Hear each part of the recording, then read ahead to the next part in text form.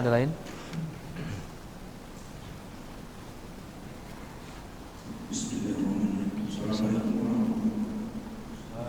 Dalam surat Al-Baqarah ayat 23 berkata bahwa Allah tidak hanya memberikan kemudahan atau jalan keluar kepada setiap hamba-Nya yang mendapatkan kesulitan, namun Allah juga akan memberikan rezeki yang tidak terduga atau rezeki yang tidak disangka-sangka. Yang ingin kami tanyakan seperti apa sebenarnya rezeki yang terduga ataupun rezeki yang tidak disangka-sangka tersebut. Demikian, terima kasih. Assalamualaikum warahmatullahi wabarakatuh. Baik, saya jawab dua ini dulu Bang, karena waktu kita singkat. Yang pertama, kita dituntut untuk mencari. Setelah Allah tentukan, dituntut untuk mencari. Nah, apakah ada perkara yang ditentukan antara halal dan haram?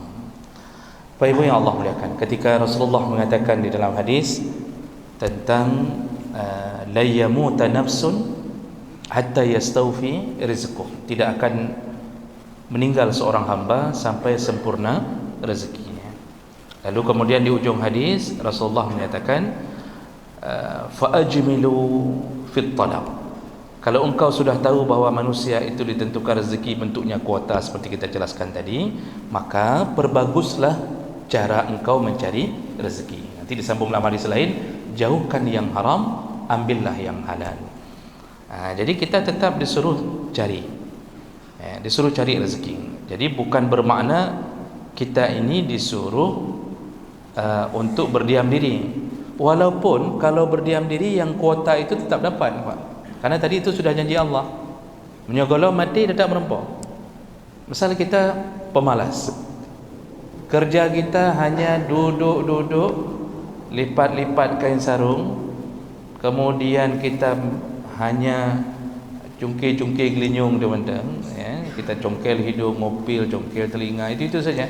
Kalau rezeki kita Allah telah tetapkan, walaupun kita pemalas, yang Allah tetap beri.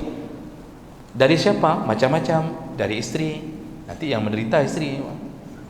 Isteri cuci baju orang segala macam. Biar pun kelakar bangainya. Ya.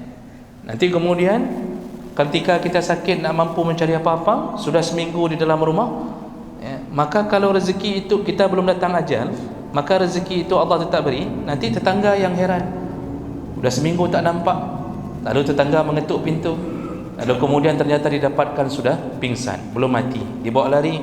Begitu dimasukkan tiang infus, tiang infus, pada mana dimasukkan tiang infus? Masukkan infus lah.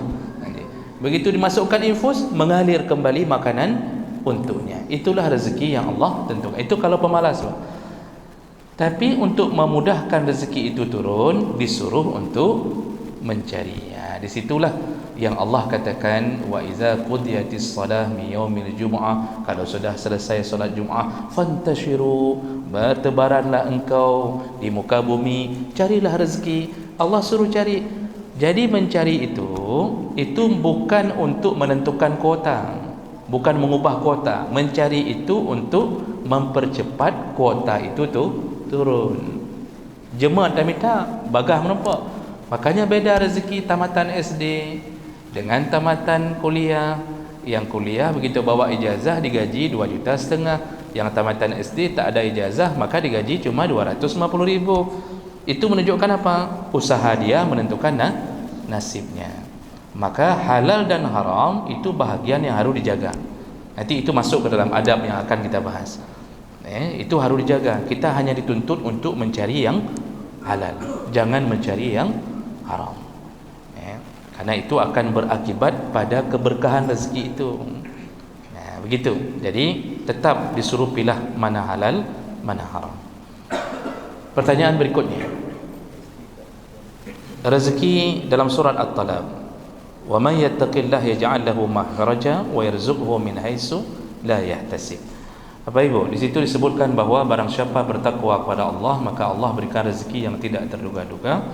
Lalu kemudian Allah berikan jalan keluar dan rezeki yang tidak terduga-duga. Itu dalam surat At-Talaq. Kalau kita baca tafsirnya, itu semuanya berhubungan dengan perceraian, Pak. Orang hari ini mengutip ayat itu, lalu tidak tahu sebenarnya ayat itu berhubungan dengan perceraian. Maka masuk dalam surat At-Talaq. Itu cerita tentang orang mencerai, tentang orang bercerai.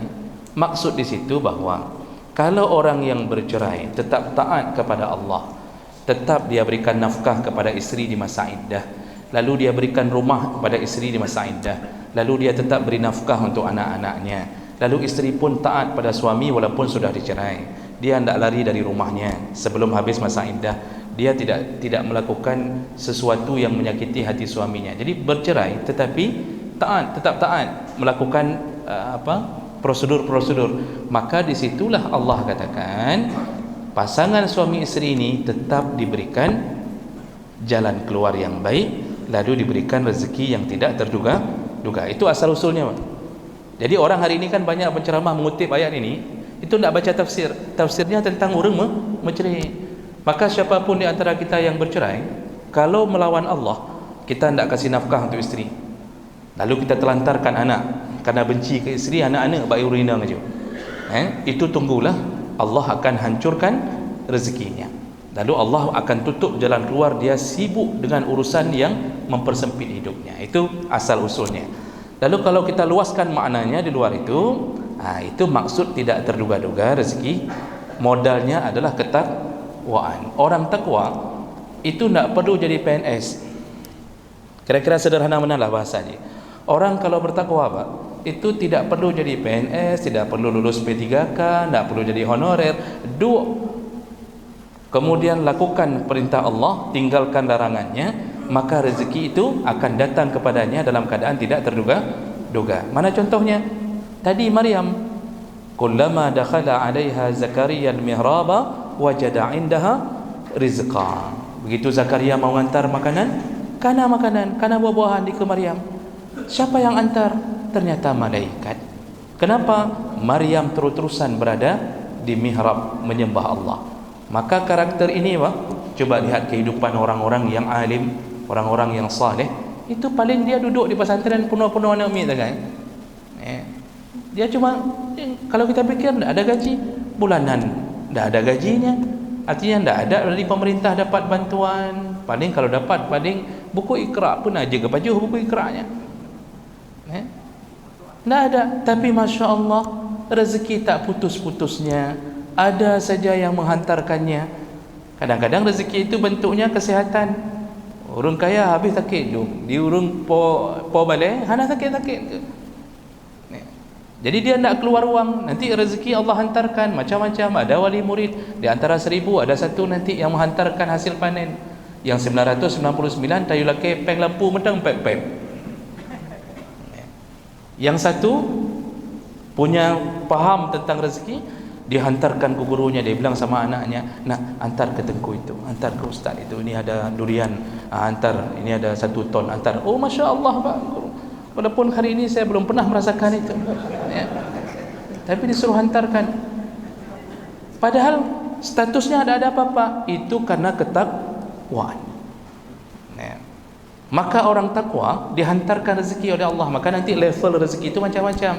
Ada yang keluar karena takwa, ada yang keluar karena syukur, ada yang keluar karena usaha. Yang paling umum itu rezeki kita, usaha tidak usaha tetap dijamin.